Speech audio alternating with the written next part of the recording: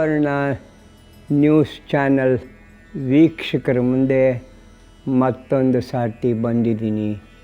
ನಿಮಗೆಲ್ರಿಗೂ ನಮಸ್ಕಾರ. ನೀವೆಲ್ಲರೂ ಸಂತೋಷವಾಗಿ, ಆರೋಗ್ಯವಾಗಿ, ಆನಂದವಾಗಿ, ನಗುತ್ತಾ ಓಡಾಡ್ಕೊಂಡಿದ್ದೀರಾ ಅಂತ ಭಾವಿಸ್ತೀನಿ.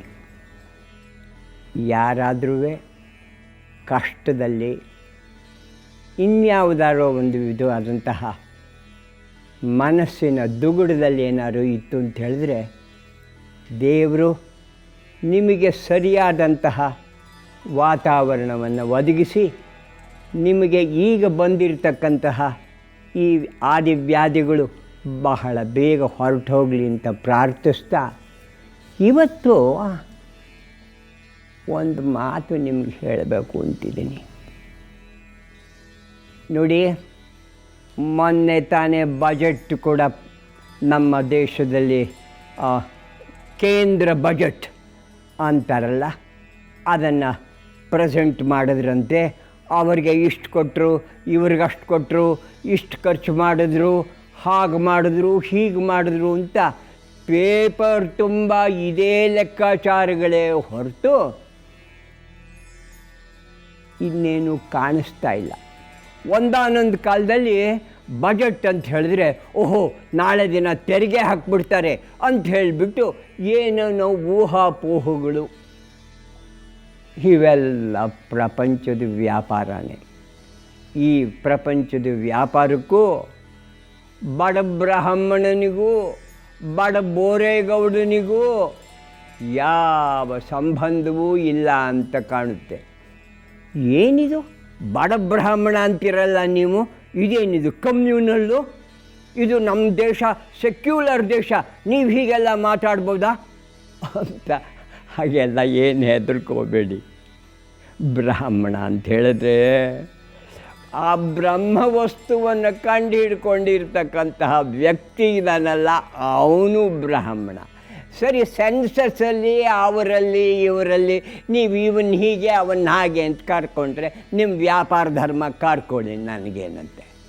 ಹಿಂದಿನವರು ನಾನೊಬ್ಬ ಬಡ ಬ್ರಾಹ್ಮಣ ಸ್ವಾಮಿ, ಈ ಊರಲ್ಲಿ ಹೇಗೋ ಬದುಕೊಂಡಿದ್ದೀನಿ ಸ್ವಾಮಿ, ನಾವೊಬ್ಬ ಬಡ ಬೋರೆಗೌಡ ಸ್ವಾಮಿ, ನನ್ನ ತಂಟೆಗೆ ಬರಬೇಡಿ ಸ್ವಾಮಿ ಅಂತ ಅವನು ಹೇಳ್ತಾ ಇದ್ನಲ್ಲ. ಆ ರೈತನು, ಕೂಲಿ ಕೆಲಸ ಮಾಡ್ತಕ್ಕಂಥವನು, ನಮ್ಮ ಹಳ್ಳಿಯಲ್ಲಿರ್ತಕ್ಕಂಥವ್ರು, ಅವರೆಲ್ಲರೂ ಆ ಬಡ ಅನ್ನುವ ಪದವನ್ನು ಯಾವ ರೀತಿಯಲ್ಲಿ ಉಪಯೋಗಿಸಿದ್ರು ಅಂತ ಹೇಳಿದ್ರೆ, ಅವರು ಮಹಾತ್ಮರು ಸ್ವಾಮಿ.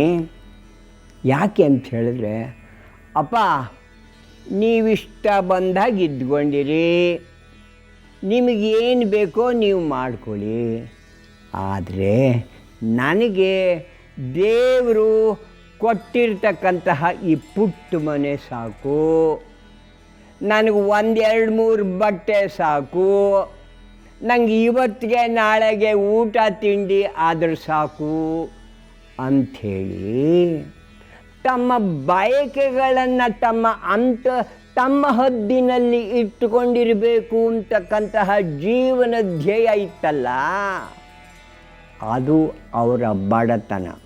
ಮಹಾರಾಜರು ಯಾರಾದರೂ ಒಬ್ಬರು ನೀವು ತಗೊಳ್ಳಿ ಸ್ವಾಮಿ ಅಂತ ಯಾರು ದುಡ್ಡು ಕೊಡೋಕ್ಕೆ ಬಂದರೆ, ಅಯ್ಯೋ ಬ್ಯಾಡಿ ಸರ್, ನಾನು ಏನು ಮಾಡ್ಕೊಳ್ಳಿ, ನಂಗೆ ನಾನು ನನ್ನ ಹೆಂಡತಿ 1-2 ಮಕ್ಕಳಿದ್ದಾರೆ, ಅವ್ರಿಗೆ ಸಾಕು ಸರ್, ಬೇಡ ಅಂಥೇಳಿ ಯಾರಾದರೂ ಕೊಡೋಕ್ಕೆ ಬಂದರೆ ಕೈ ಚಾಚದೆ ಮುಷ್ಟಿಯನ್ನು ವಾಪಸ್ ತೆಗೆದುಕೊಳ್ತಕ್ಕಂತಹ ಅರ್ಹತೆ, ಒಂದು ಸ್ವಾವಲಂಬನೆಯ ಸ್ಥಿತಿ. ಈ ಬಡತನ ಅಂಬತಕ್ಕಂಥದ್ದು ನಮ್ಮ ದೇಶದ ಜನಗಳಲ್ಲೆಲ್ಲ ಇತ್ತು. ಅಂದರೆ ಅವ್ರಿಗೆ ಅವರು ಸಮಾಧಾನ ಚಿತ್ತರಾಗಿದ್ದರು, ಅವರು ಸಂತೃಪ್ತರಾಗಿದ್ದರು.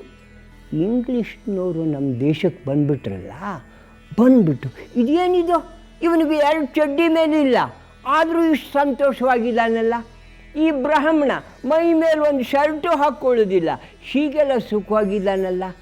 ಅವರಿಗೆ ನಮ್ಮ ಜೀವನ ಶೈಲಿ, ನಮ್ಮ ಜೀವನ ಧರ್ಮ ಅರ್ಥವಾಗದೆ ಇಂಡಿಯಾ ದೇಶದಲ್ಲೂ ಪಾವರ್ಟಿ ಅನ್ನೋಕ್ಕೆ ಶುರು ಮಾಡಿದ್ರು. ಈ ಬಡತನ ಅಂದರೆ ಹೊಟ್ಟೆಗಿಲ್ಲದೆ ಇರ್ತಕ್ಕಂತಹ ಒಂದು ಕ್ಷುದ್ರ ಸ್ಥಿತಿ ಬೇರೆ. ಬಡತನವೆಂದರೆ ಪ್ರಪಂಚ ಹೇಗಾರು ನಡೀತಾ ಇರಲಿ, ನನ್ನ ಆಸೆಗಳನ್ನು, ನನ್ನ ಬಯಕೆಗಳನ್ನು, ನನ್ನ ಇಷ್ಟಗಳನ್ನು ಒಂದು ನಿಯಮಿತ ಪರಿಧಿಯೊಳಗೆ ಮಾತ್ರ ಇಟ್ಟುಕೊಳ್ಳಬೇಕೇ ಹೊರತು ಅದರಿಂದ ಆಚೆಗೆ ಹೋದರೆ ತೊಂದರೆಯಾಗತಕ್ಕಂಥದ್ದು ಉಳಿದೋರ್ಗಲ್ಲ, ನನಗೇನೆಯ. ಆತನ ಹೆಂಡತಿ ಅಕಸ್ಮಾತ್ ಏನಾರು ನಮಗೆ ಅದಿಲ್ಲ ಇದಿಲ್ಲ ಅಂತ ಹೇಳಿದ್ರೆ, ನಿಂಗೆ ಗೊತ್ತಿಲ್ಲ, ನಾನು ನಿನ್ನ ಗಂಡ, ನಿನ್ನನ್ನು ನಾನು ಪ್ರೀತಿಸ್ತಕ್ಕಂಥವನು, ನಾನು ನಿನಗೆ ಅನ್ಯಾಯ ಮಾಡ್ತೀನ. ಆದರೆ ದೇವರು ಏನು ಕೊಟ್ಟಿದ್ದಾನೋ ಅದರಲ್ಲಿ ಸಮಾಧಾನವಾಗಿರತಕ್ಕಂಥಕ್ಕೆ, ಅದಕ್ಕೆ ಸಮಾನವಾಗಿರ್ತಕ್ಕಂಥದ್ದು ಈ ಪ್ರಪಂಚದಲ್ಲಿ ಇನ್ನೊಂದಿಲ್ಲ ಎನ್ನುವ ಸಂದೇಶವನ್ನು ತಾವು